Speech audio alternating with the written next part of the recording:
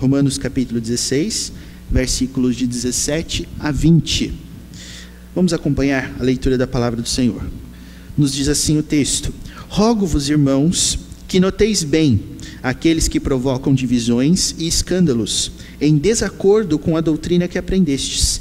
Afastai-vos deles, porque esses tais não servem a Cristo nosso Senhor, e sim a seu próprio ventre.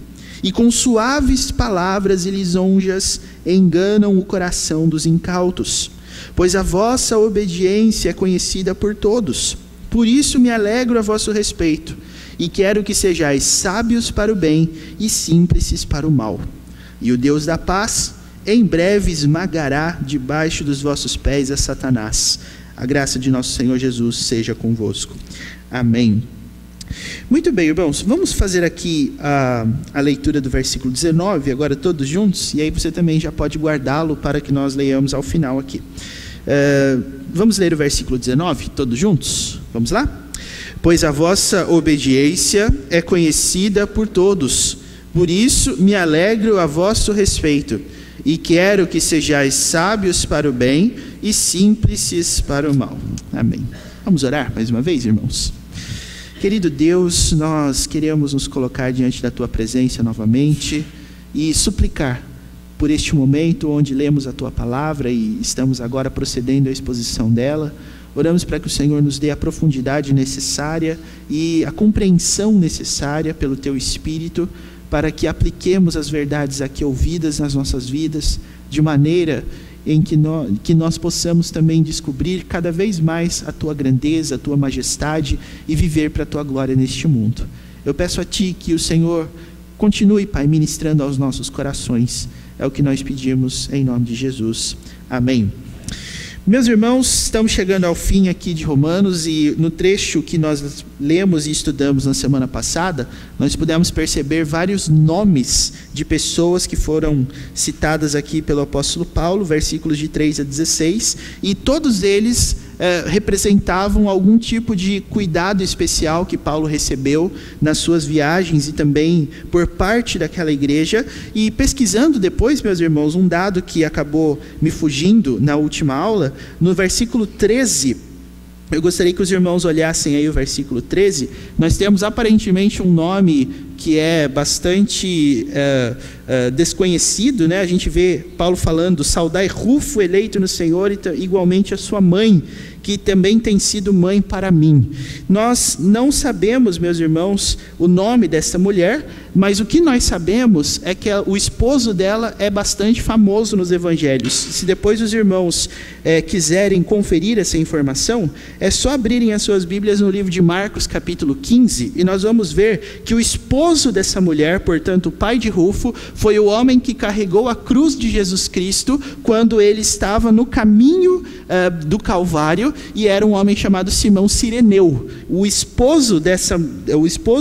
A esposa dele, né, a mãe de Rufo, que Paulo cita aqui no versículo 13, foi importante para ele. É um dado também que é bíblico, mas na semana passada, quando a gente estava falando sobre os nomes aqui falados, a gente acabou fugindo, escapou esse dado. Então, apenas para conhecimento de vocês e edificação nossa, Paulo era alguém extremamente dedicado ao Evangelho e ele tinha mães e pais na fé. Ele era cuidado por outras pessoas. Antes dele receber o Evangelho de maneira salvadora, ele também tinha, por parte dessas outras pessoas, cuidado, apego e pastoreio. Isso me tranquiliza muito, meus irmãos, porque nós sabemos a magnitude do apóstolo Paulo nas páginas da Bíblia. Nós sabemos o quanto ele era importante. Nós sabemos o quanto Deus o usou para transmitir o seu Evangelho. E existe uma tendência do nosso coração de olharmos para esses grandes homens de Deus como se eles já fossem ou estivessem a um passo da perfeição e não tivessem as mesmas necessidades e os mesmos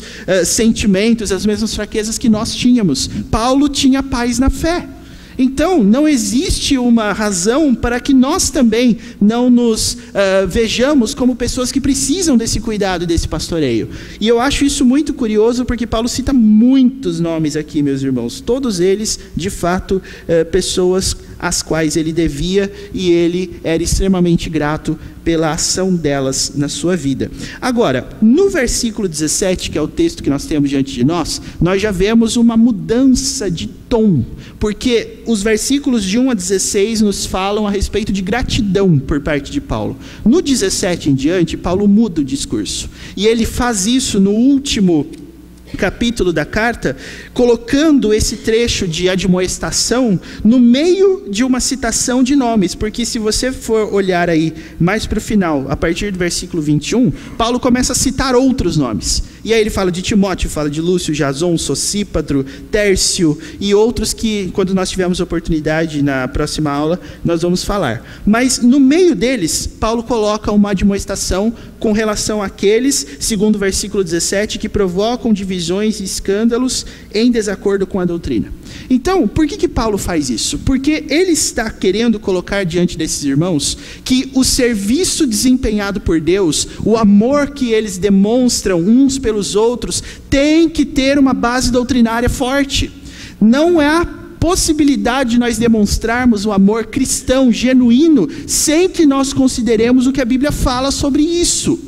E Paulo coloca, meus irmãos, essas palavras a fim de que nós não tenhamos a ideia de que a doutrina divide, de que a doutrina separa, de que a doutrina causa divisões. Não é a doutrina que causa divisões, é a dificuldade de assimilar a doutrina da palavra de Deus que faz com que as pessoas parem de buscar ao Senhor e deixem o convívio da igreja e abandonem por fim o evangelho. Doutrina nunca é o problema. Doutrina, meus irmãos, causa o problema porque nós temos dificuldade de admiti-la nos seus termos, e é por isso que Paulo coloca a questão das divisões e escândalos da igreja como algo que está em desacordo com a doutrina.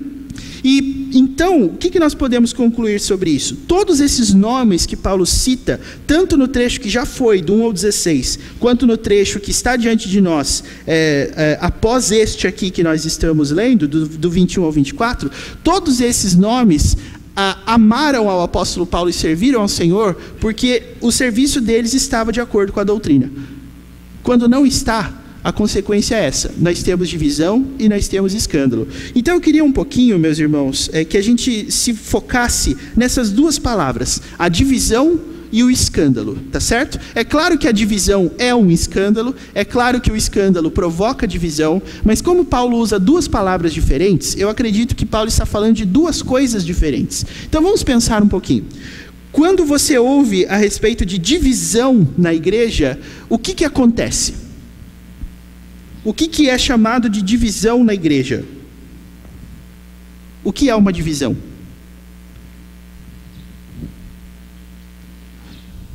Oi? Um racha. E esse racha, como que ele funciona, Gilberto?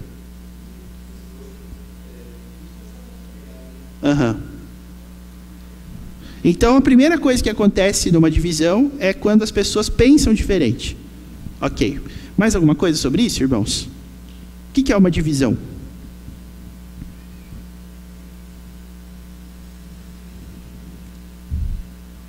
Ninguém sabe?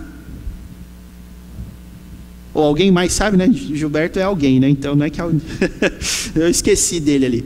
Mais alguém? Mais?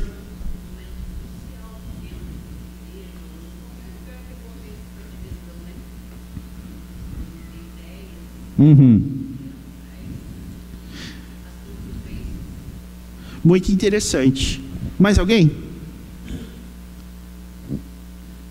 Eu acho que os irmãos que falaram manifestaram opiniões semelhantes no seguinte sentido: a divisão de pensamentos diferentes pode dividir. É isso? É isso? Então a origem da divisão está no pensamento diferente, correto? É isso mesmo que vocês falaram? Ou a gente pode apontar outras causas?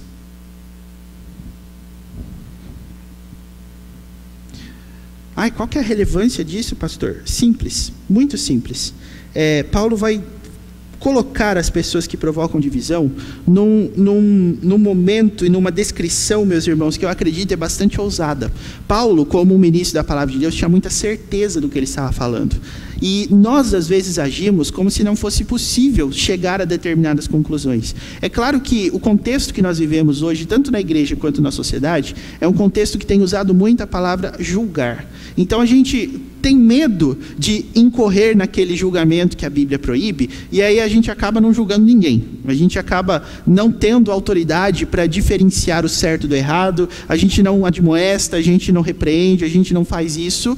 E por quê? Porque nós queremos dar a entender que nós somos uma comunidade amorosa, uma comunidade que recebe, uma comunidade que aceita. E, irmãos, o apóstolo Paulo fala algumas coisas sobre os que provocam divisão, que ele fala com tanta certeza, e aí eu gostaria de poder ampliar isso num sentido aqui, colocando mais autores do Novo Testamento, para você ver que todas as vezes que o assunto é divisão, eles têm muita certeza do que eles estão falando. E o apóstolo Paulo está colocando esses versículos aqui, justamente para que você também entenda. Existem pessoas que querem que a igreja cresça? Sim. Existem pessoas que querem que a igreja não cresça? Sim. Existem pessoas que querem destruir a igreja?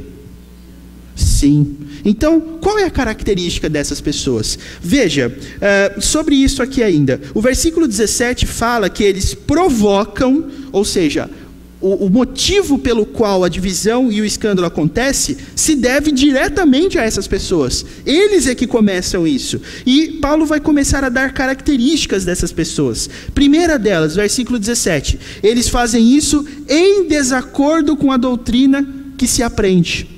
Primeira coisa.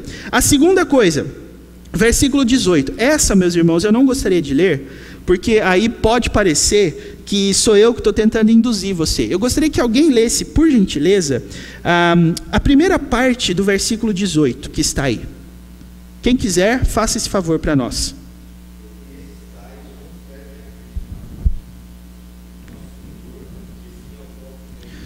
Os irmãos leram isso na Bíblia de vocês?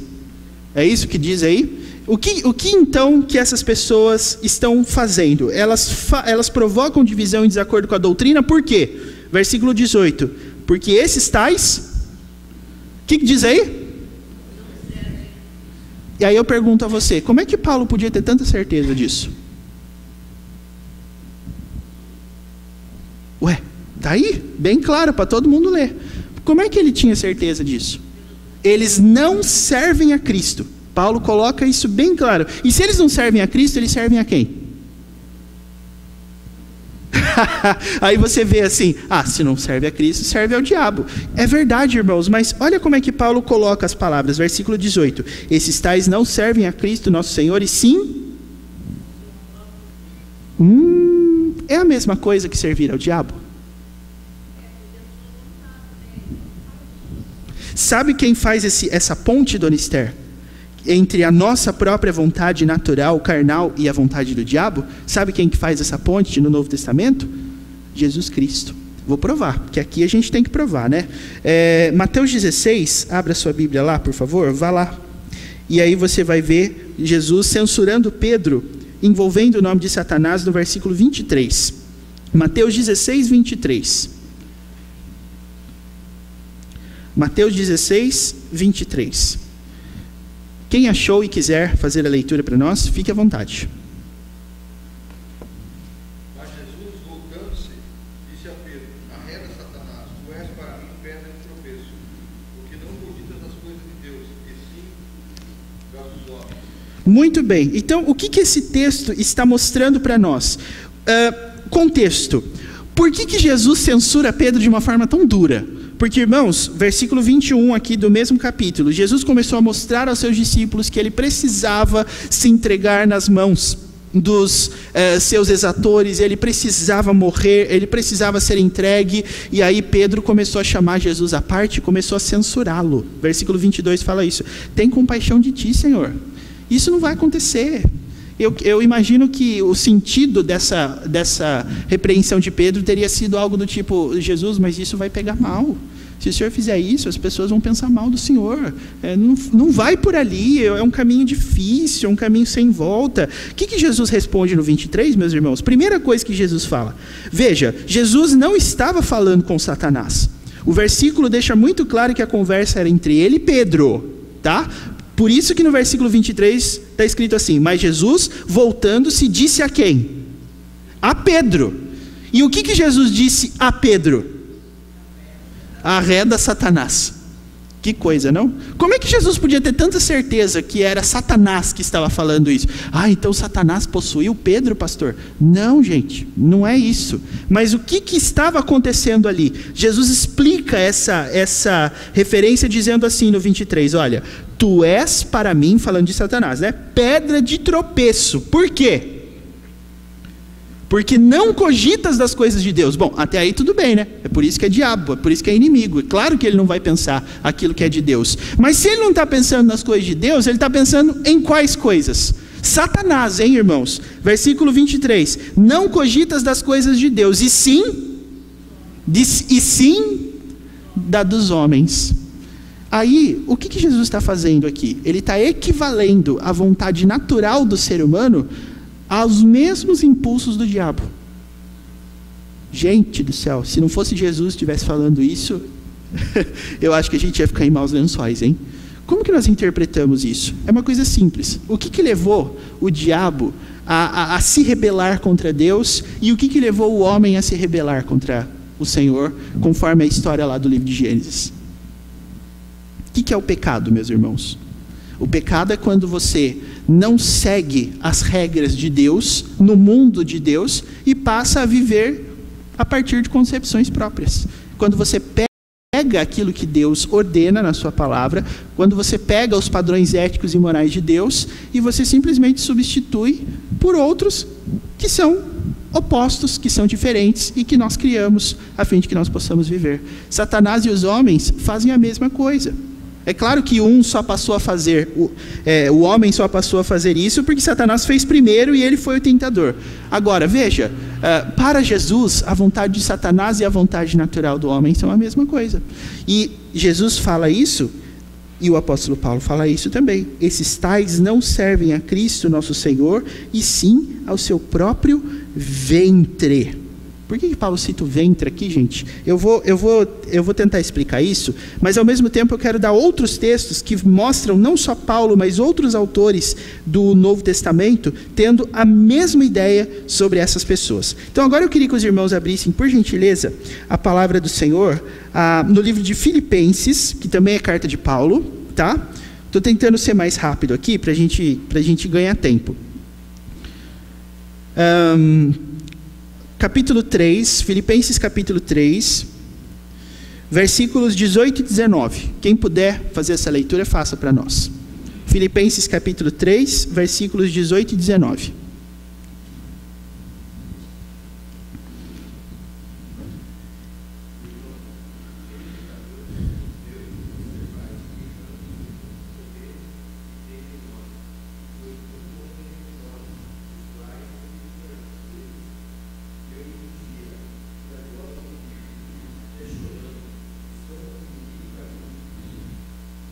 O 19 também, por favor.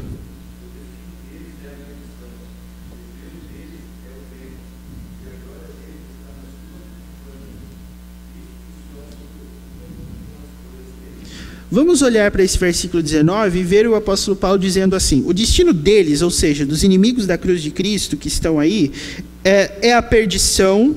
O Deus deles qual que é?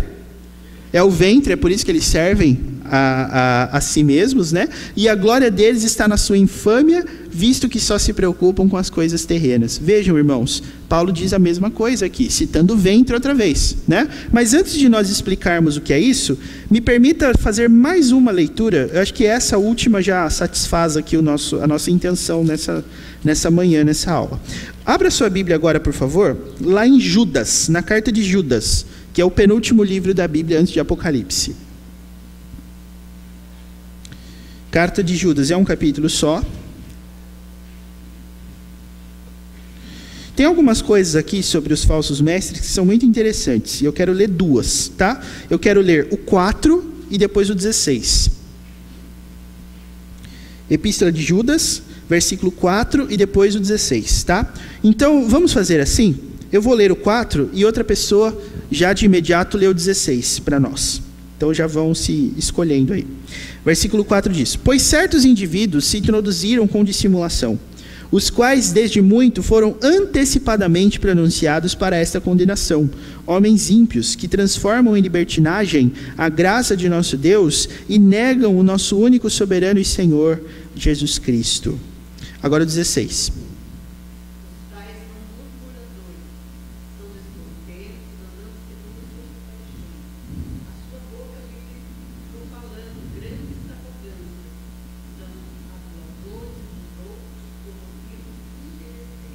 Ah, mas às vezes a gente conhece tanta gente assim, mas será que é isso mesmo? Agora, vamos ler um versículo, a gente leu versículos grandes, né? Agora, na mesma carta, um versículo curto, objetivo e claro, o 19. Alguém leia o 19, por favor.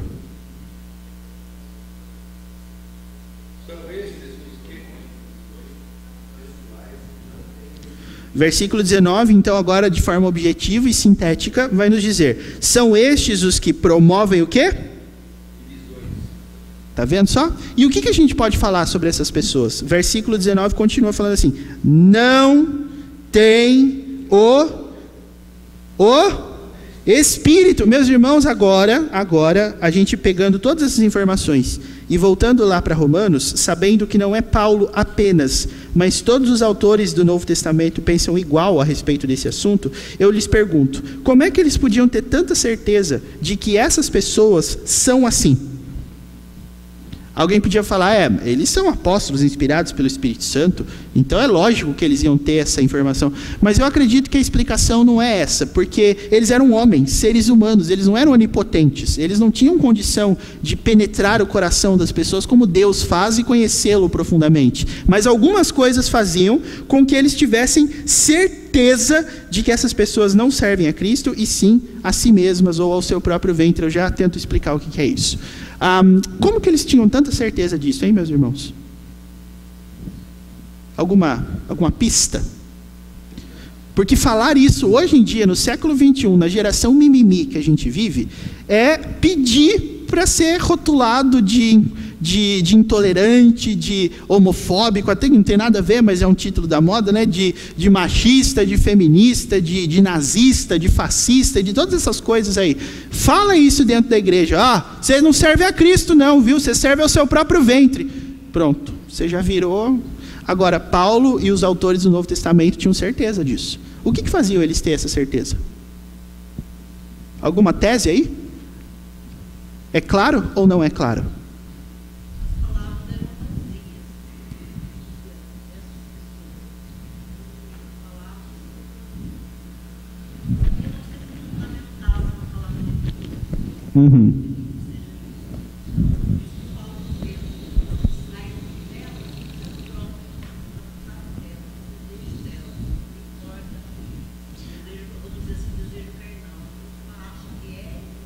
Ótimo, muito bom. Mais alguma ideia, meus irmãos? Alguma ideia a mais? Bom, vamos tentar responder isso de uma forma objetiva, porque isso também está no texto. Segundo a lei de Deus, quais são as duas leis que resumem todos os mandamentos do Antigo Testamento, que as contas de alguns são de 613 no total? Quais são os mandamentos que resumem todos os mandamentos do Antigo Testamento? Lembra? Amarás o Senhor teu Deus de todo o teu coração, toda a tua alma, todas as suas forças, todo o teu entendimento, e ame o seu próximo como a ti mesmo. Então, o que o apóstolo Paulo faz aqui, meus irmãos, é exatamente isso. Paulo identifica nessas pessoas atitudes opostas às orientadas por este mandamento. Ame ao Senhor sobre todas as coisas. Ele vê aqui, eles provocam divisão em desacordo com a doutrina que aprendestes. Aí, ame o próximo como a si mesmo. Olha o que diz o versículo 18. Eles não servem a Cristo, nosso Senhor, e sim a seu próprio ventre, e com suaves palavras e lisonjas, eles fazem o quê? Eles enganam o coração dos incautos, ou seja, daqueles que estão andando por aí sem cuidado, sem direção, sem preocupações. Meus irmãos, é exatamente a partir desses princípios que nós notamos isso. E por que Paulo cita, por repetidas vezes, ele serve ao seu próprio ventre? Bom, aonde fica o ventre mesmo, meus irmãos? Não é só a mulher que tem, né? O homem, tecnicamente, tem também uma parte do corpo que ele pode chamar de ventre, né? Qual é essa parte? Aqui, né? Lembra que parte do corpo, biblicamente falando, está alojada aqui? Hein? Opa, eu ouvi. Eu falei tantas vezes, então é bom que as pessoas se lembram. O que fica guardado aqui, segundo a Bíblia mesmo, meus irmãos? Oi? O coração. Sabia que o seu coração, biblicamente falando, não é isso aqui, mas é isso aqui? Você sabia disso? Então, mas eu vou lembrar vocês por quê. Porque essa é a parte do seu corpo que reage a todo estímulo e emoção que você tem. Ficou ansioso? Dói aonde? Aqui. Ficou empolgado? Dói aonde? Aqui. Ou seja, essa é a parte do seu corpo onde todas as emoções ficam guardadas. Não é aqui, é aqui. Por quê? Porque todas as vezes que alguma coisa passa pela sua cabeça, em termos de ansiedade, em termos de nervosismo, é essa parte do seu corpo que vai reagir. E é exatamente por isso, meus irmãos, que fica aqui o coração, biblicamente falando. Porque é aqui que nós guardamos os nossos desejos. É aqui que nós guardamos todos os impulsos que mexem conosco. Então, quando a Bíblia fala, por exemplo, guardo no coração as tuas palavras para não pecar contra ti, ele não está falando daqui e nem daqui, mas ele está falando daqui.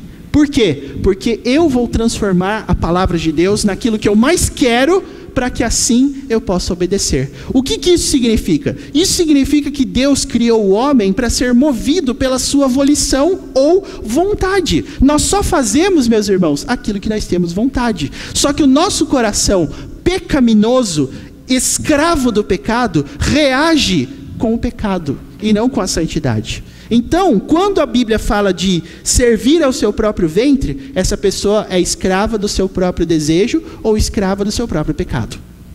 Esse é o ponto. Ela faz apenas aquilo que a sua vontade pecaminosa determina que ela faça. São pessoas que não reagem aos seus próprios instintos e não os controlam porque não têm o Espírito, porque o Espírito dá domínio próprio. Esse é o ponto, meus irmãos. Então, servir ao seu próprio ventre é servir a si mesmo e aos seus próprios desejos. E é por isso que a gente não leu naquela ocasião, mas me permita só voltar aqui para Filipenses, e o apóstolo Paulo vai falar assim no versículo 1 do capítulo 2. Se há, pois, alguma exortação em Cristo, alguma consolação de amor, alguma comunhão do Espírito, se há entranhados afetos e misericórdias. O que isso quer dizer? Entranha é aqui.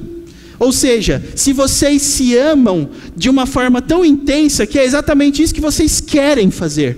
Se existe isso, então cada um de vocês não procure aquilo que é seu, mas procure o que é do outro, etc, etc, etc. Então, irmãos, vejam, Paulo tinha tanta certeza sobre a conduta desses irmãos, afirmando categoricamente que eles não servem, irmãos não, né? Dessas pessoas, dizendo que eles não servem a Cristo e sim a si mesmos. Por quê? Porque, primeira coisa, a atuação deles era contrária à doutrina.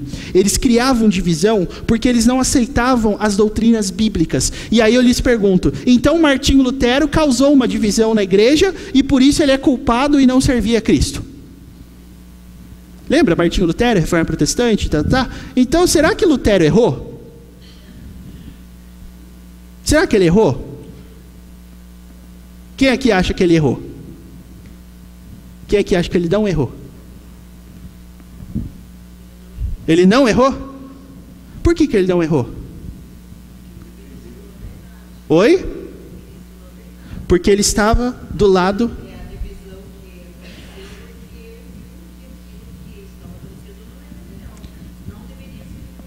Pois é, então a reforma de Lutero foi uma reforma porque quem estava do lado da verdade era ele.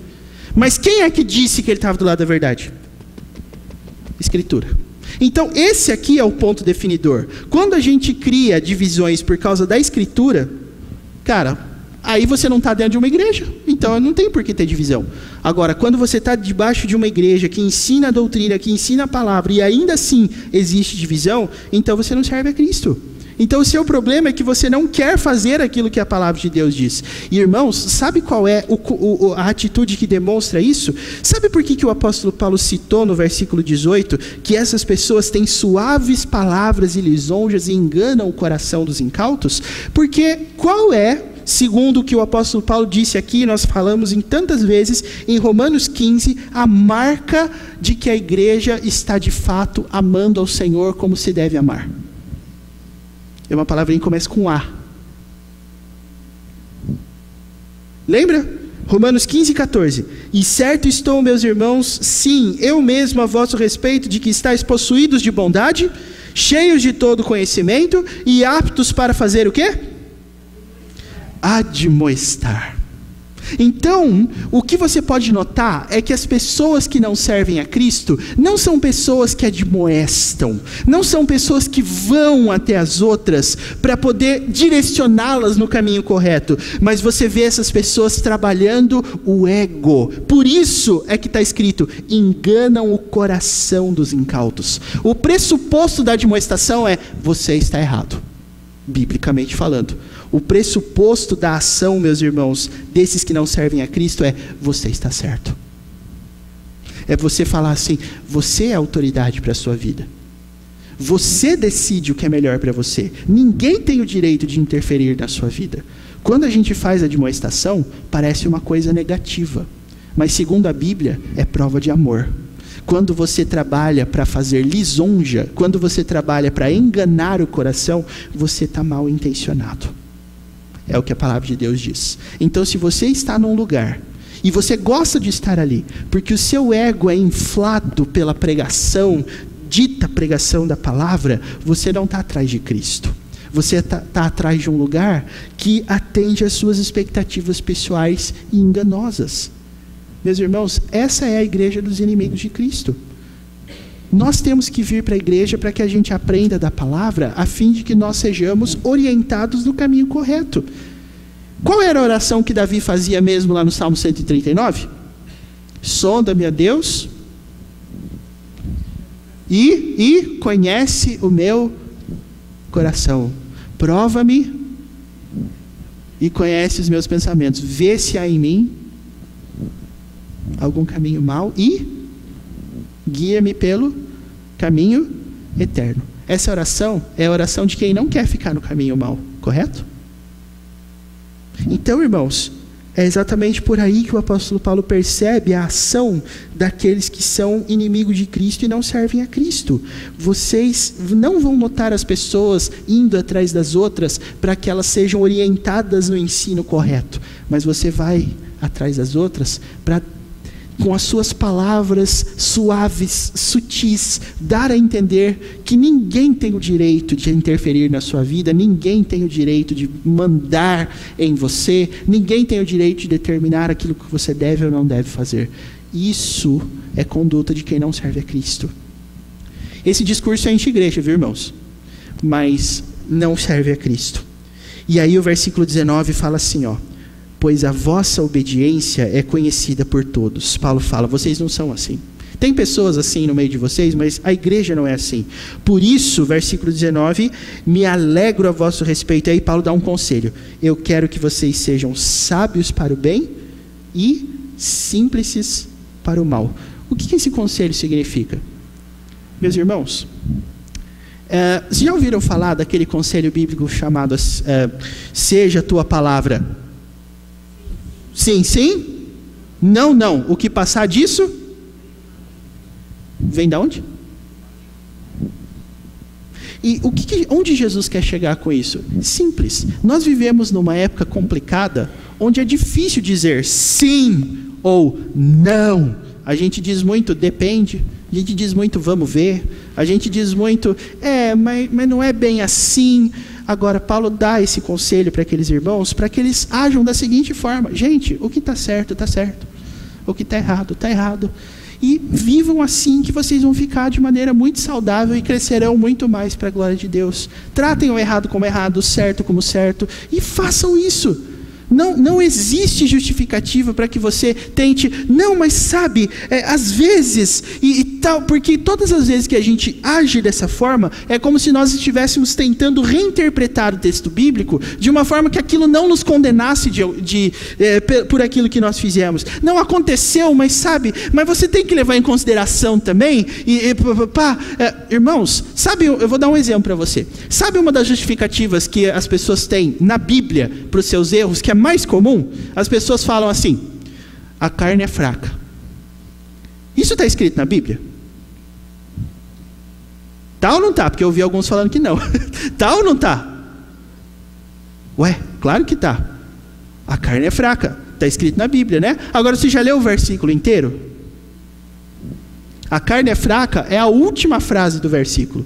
O versículo começa falando assim, ó: vigiai e orai para que não entreis em tentação. O espírito está pronto, mas a carne é fraca. Então, dizer que a carne é fraca nesse contexto é algo que explica o momento da queda de forma a nos justificar?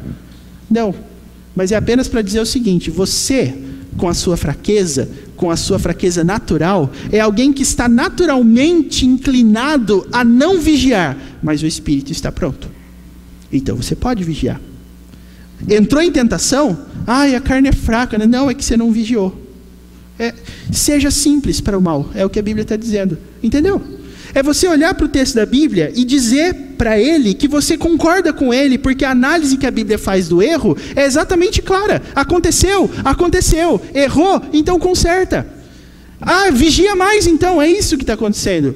Se a gente começar a criar justificativas, a gente acaba tornando o erro uma coisa tão complexa que, por ser complexa, a gente às vezes pensa, porque é difícil entender certas coisas, né? Então a gente caminha para o erro e tal. Meus irmãos, sejam sábios para o bem e simples para o mal. O que está certo, está certo. O que está errado, está errado. Não torne as coisas mais complexas do que elas são. Até porque, irmãos, tornar complexo algo simples é a especialidade da pessoa que quer permanecer no pecado. Vou dar outro exemplo. Foi citado aqui agora que Deus precisava ter misericórdia da nossa nação por causa do que estão ensinando para as nossas crianças. O que estão ensinando para as nossas crianças hoje em dia? Só vamos tentar colocar um temperinho nesse negócio aí.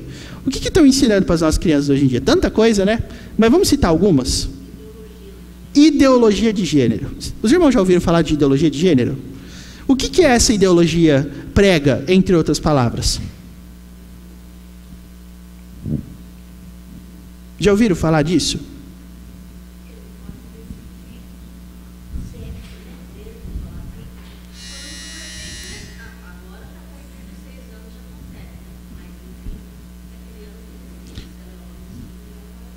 Ou seja, ideologia de gênero afirma que o gênero masculino ou feminino é algo definido socialmente, não biologicamente.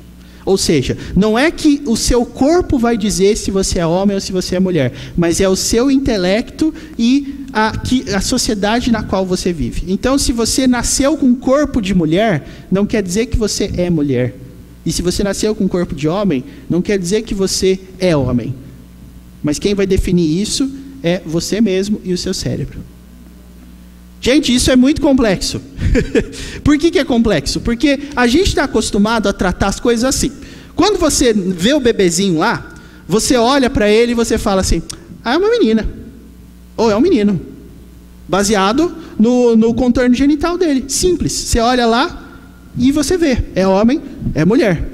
Agora, a gente tornou isso mais complexo por quê? Porque vai chegar um momento, e até por isso, meus irmãos, a ideologia de gênero trata, por exemplo, a atração de mesmo sexo como uma forma natural, e isso tem sido explorado assim, largamente em todos os seriados, em todas as novelas, para que as pessoas entendam que a pessoa que sente atração pelo mesmo sexo, ela não está doente, ela não é anormal, mas ela é normal porque isso é normal. E aí eu vou olhar para você e vou falar assim: é claro que é normal, sabe por quê? Porque é isso que o pecado faz. O pecado pega aquilo que Deus criou e inverte. É por isso que se tornou normal. É normal por causa da natureza inclinada ao erro que a gente tem. É exatamente isso. Agora, qual é a chave desse negócio? Não, mas você precisa entender que assim, há 20 anos atrás, a gente era manipulado pelos nossos pais. O que eles queriam que a gente fosse, a gente era. Hoje você pode definir o que você quiser. Inclusive, se você é um menininho, se você quiser ser uma menininha, certo, Lucão? Se você quiser ser uma menininha, pode ser, se você quiser. Ele disse que, né? Mas é isso que estão ensinando. Quem é que disse que você é homem? Quem é que disse que você é mulher? Aí você vê que o argumento fica complexo, né? Porque aí as pessoas são levadas a entender o seguinte: não, peraí, eu tenho corpo de homem, mas aí eu vejo outros homens quando eu estou jogando bola, por exemplo, e eu fico olhando com interesse e tal, e aí eu penso, nossa, eu estou me sentindo atraído por isso. As mulheres também, mesma coisa. Eu acho então que eu entender?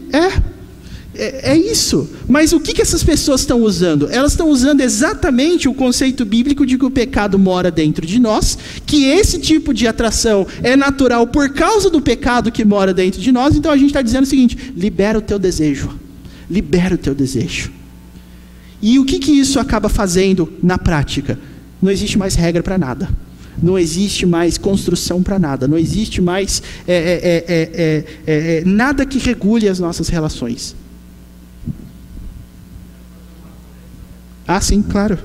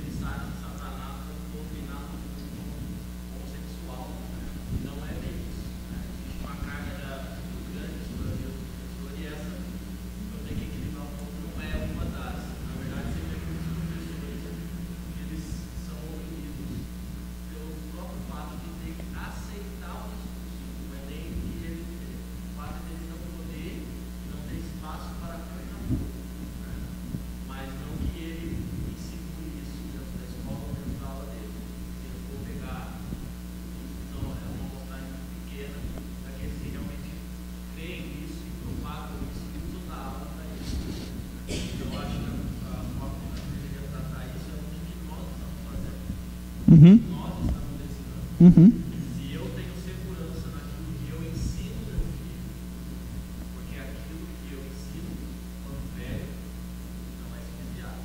Se eu creio na palavra e eu ensino, educo o meu filho em casa, pode vir escola de igreja, pode vir o governo que vier, ele vai estar na palavra. Eu acho que é esse o caminho que a gente precisa caminhar. O Paulo falou isso porque ele representa os professores, né? Ele é professor, ele é do sindicato dos professores. Não, isso não. Mas o que eu acredito que isso é bem colocado é que existe um esforço, e aí é lógico que isso não é obra dos professores, mas existem esforços dentro do nosso Congresso Nacional que têm tentado tratar essa visão de mundo como algo básico e que tem que ser aceito. Então, o Plano Nacional de Educação vive recebendo propostas de reforma e para que esse tipo de ideologia seja incluída. Por quê? Porque nós temos que aceitar os diferentes. Então, eu acredito que sim, não é sobre os professores diretamente que a gente tem que colocar essas coisas.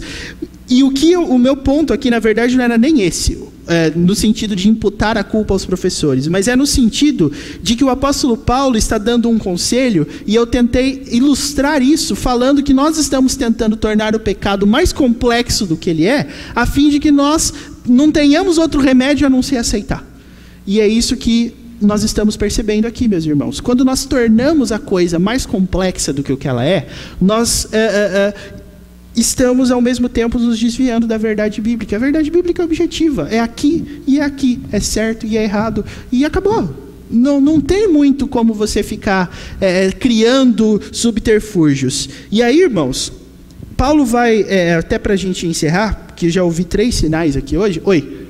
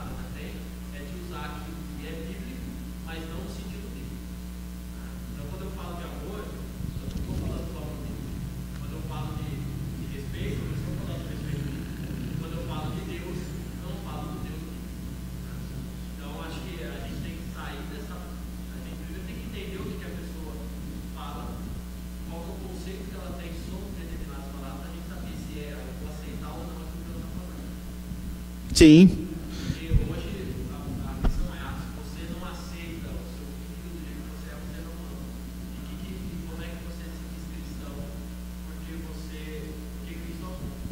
E aí começa a falar que Cristo ama. E aí você vai... Sim. É exatamente, e é exatamente nesse sentido, irmãos, colocado aqui pelo Paulo, que você pode notar o porquê que Paulo, agora não o Paulo, mas o apóstolo Paulo, insere aqui na carta que ele escreveu aos Romanos, esse excerto a respeito dos inimigos da cruz. Porque Paulo falou abundantemente antes desse trecho sobre a admoestação, que é de você ir lá e dirigir palavras de confronto às pessoas que estão pecando, porque isso é amor. Agora, qual é o discurso sedutor? É contra a admoestação. Então, gente, deixa cada um livre para fazer o que quiser, porque isso é amor. E isso soa mais bonito, por quê? Por causa da nossa natureza pecaminosa. Porque é natural do ser humano desejar aquilo que Deus reprova. Então, isso ganha contornos de liberdade, porque, por exemplo, hoje os cristãos são conhecidos como intolerantes por causa disso. E até eu conto para vocês uma experiência. Um dia, me perguntaram assim, casualmente, eu não lembro onde eu estava, mas aí me perguntaram, a gente estava ouvindo aqui que o senhor é pastor, eu queria perguntar uma coisa para o senhor. Se um homossexual entrar na sua igreja, o que vai acontecer com ele? Eu falei assim, bom, dependendo do diácono que estiver na porta, talvez ele não entre. Não, brincadeira, irmãos. Brincadeira, diáconos, viu? Brincadeira. Eu disse assim, ele vai entrar, vai ouvir a palavra, e depois que acabar o culto, ele vai embora. Daí a pessoa, sabe quando a pessoa fica, como quem diz, sério, não vai acontecer nada com ele, ele não vai ser, sei lá, julgado, não vai receber destaque, não vai ser vítima de preconceito? Não. Então os cristãos não têm problemas com os homossexuais entrarem nas igrejas deles? Eu disse, não. A pessoa saiu como quem descobriu a América, como quem descobriu uma novidade. Irmãos, por que existe essa ideia? Justamente por causa desse discurso que a Bíblia não aceita, de que amor e respeito significa aceitação incondicional. Não é. O amor bíblico transforma. E você que cria filhos na sua casa, você sabe muito bem que se você só fizer a vontade do seu filho, o que vai acontecer com ele? Vocês que são, eu não sou pai ainda, né? E muito menos terei condições de ser mãe.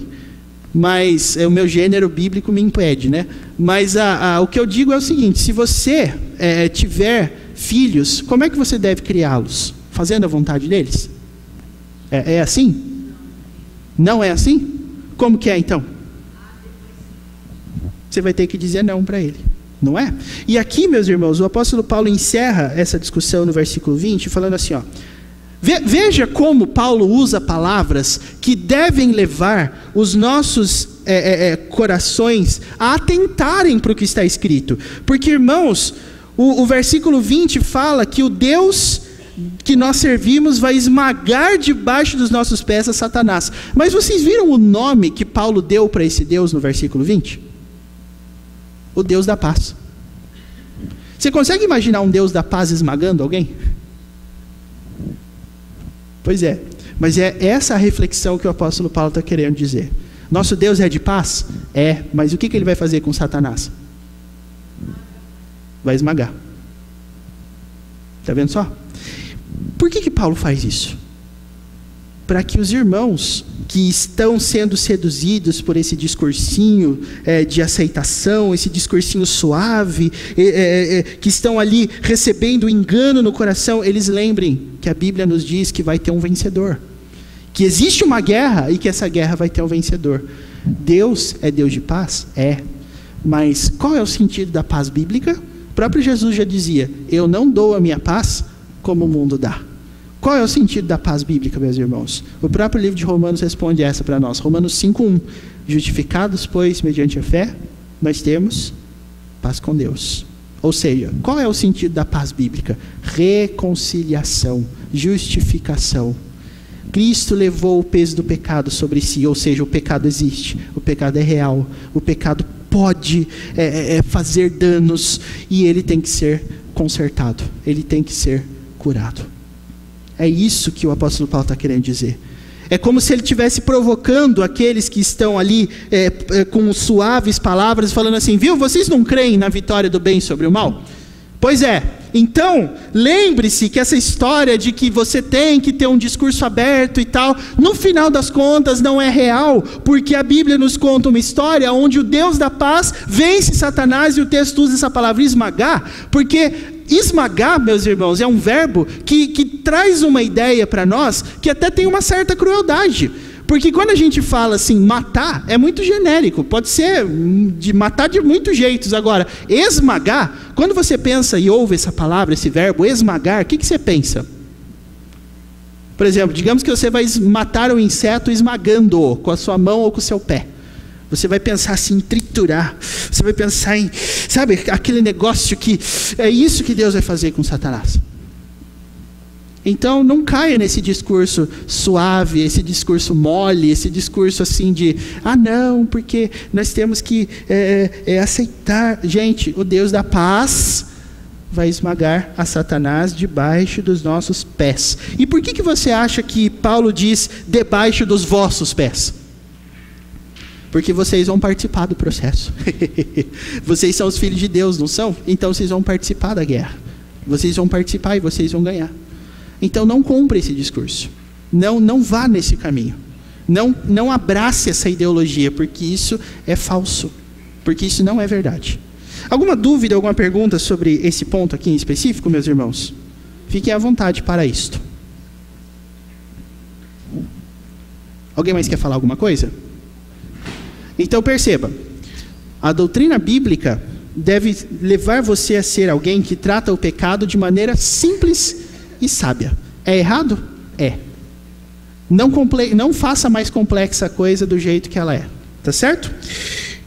Então, meus irmãos, que Deus nos abençoe, que Deus nos capacite e que, acima de tudo, Deus tenha em nós pessoas que servem a Cristo e não ao seu próprio ventre, tá? Deus abençoe a todos nós em nome de Jesus. Amém.